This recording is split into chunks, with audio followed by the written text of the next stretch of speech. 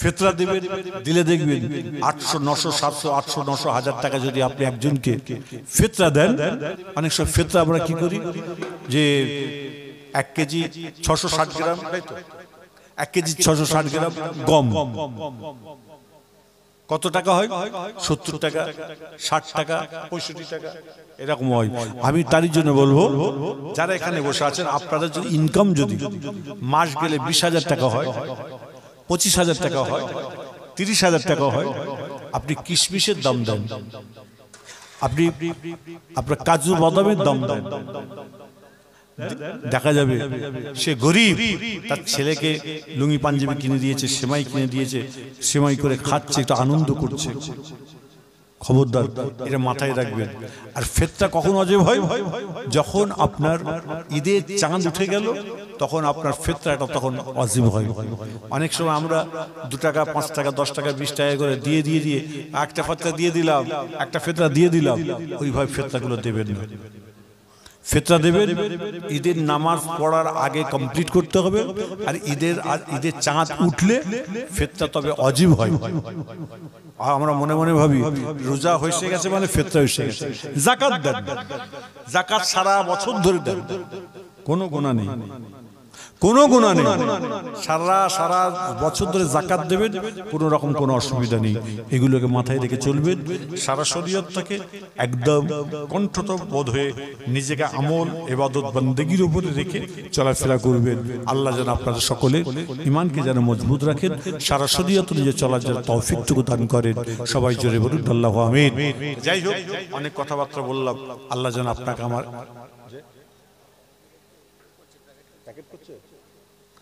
এই কত দূর হয়েছে আছে কি জানেন? একবার দরুদ শরীফ আল্লাহুম্মা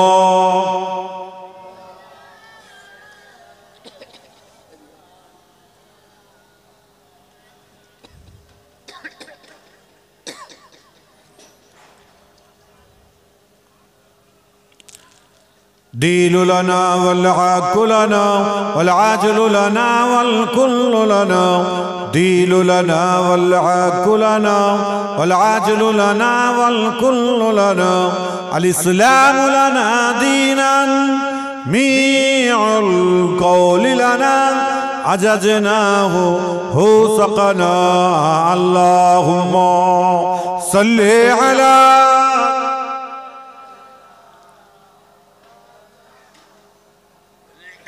ওয়ালা আলি সাইয়্যিদিনা। যাই হোক, আপনারা সবকিছু বুঝে মেপে চলবেন। আরেকটা কথা বলে দিই, আমরা ইনকাম করি, টাকা ইনকাম করি, পয়সা ইনকাম করি। আচ্ছা, আপনার আমার সঙ্গে কত টাকা যাবে? আপনার আমার সঙ্গে, আমি হুগলি জেলার কথা বলছি, আমাদের জেলার কথা বলছি, 1560 টাকা খরচ। কবরে আপনার কি কবরে যেটা যাবে সাথে 1560 টাকা। কিভাবে?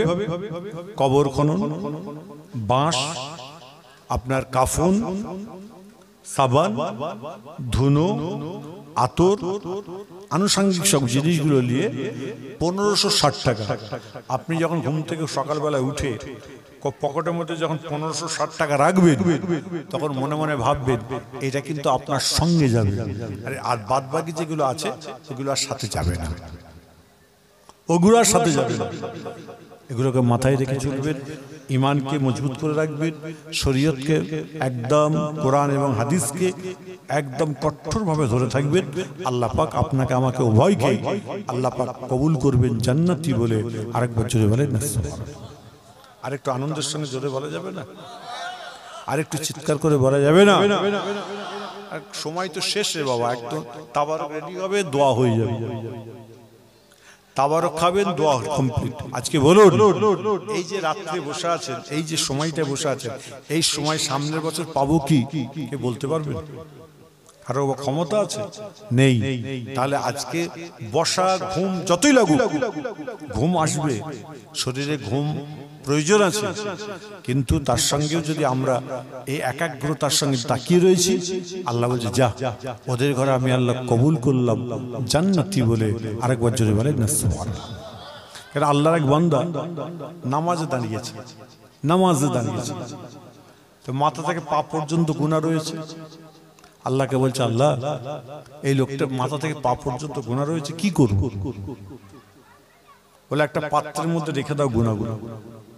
যখন পাত্রের মধ্যে রেখে দিলেন, রেখে দেওয়ার পরে নামাজ যখন কমপ্লিট হয়ে গেছে, বলছে আল্লাহ এবার কি করব? এবার আমি কি করব? গুনাহগুলো গায়ে ফেলে দেবো? বলছে না, গায়ে ফেলতে হবে না।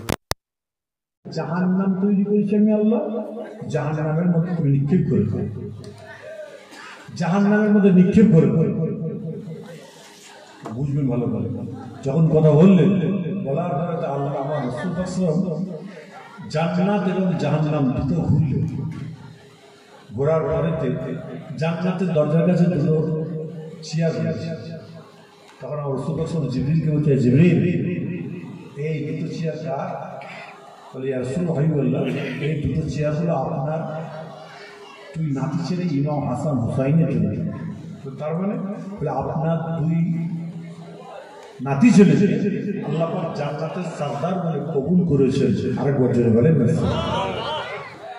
প্রায় জিবরিল জাহান্নামের দরজার কাছে একটা চেয়ার কেন? জাহান্নামের দরজার কাছে একটা চেয়ার কেন? বলে ইয়া রাসূলুল্লাহ এই চেয়ারটা আপনার জন্য। তখন বলছে আমি জাহান্নামী? জিবরিল আলাইহিস সালাম জিবরিলকে আমার জিজ্ঞাসা করছে, হে জিবরিল আমি তাহলে কি জাহান্নামী?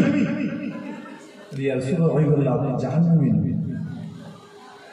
আল্লাহ পাক যাকে সাগীরা কাবীরা জাহিরি বাতিনি জানা অজানা গুনার জন্য আল্লাহ পাক যাকে জাহান্নামে প্রবেশ করাবেন, তার যদি কিঞ্চিত পরিমাণ যদি সওয়াব থাকে, আপনি যদি তার উপর রাজি হয়ে যান, আপনি ওদের ঘরে জান্নাতের দিকে ঘুরিয়ে দেবেন, ইমাম হাসান ইমাম হুসাইন জান্নাতে প্রবেশ করিয়ে দেবে। আরেকবার জোরে বলেন আমাদের জন্য কত রকম আল্লাহ কত রকম কোয়ালিটি ভাবে আপনাকে আমাকে প্রবেশ করাবেন জান্নাতে। চিন্তা করতে পেরেছেন? শুধুমাত্র ইমানকে একটু সালামত রাখা, ইমানকে মজবুতির সঙ্গে রাখা এবং সারা শরীয়তটাকে এইভাবে আঁকড়ে ধরা, এই কটা জিনিস ঠিক থাকে আল্লাহ কবুল করবেন জান্নাতি বলে। আরেকবার যদি বলা যাবে না। যাই হোক, আসল আমার রাসূল কথা শোনার মদিনা শরীফে আরাম করছে। একবার কিয়াম হয়েছে, আখিরি মোনাজাতের পূর্বে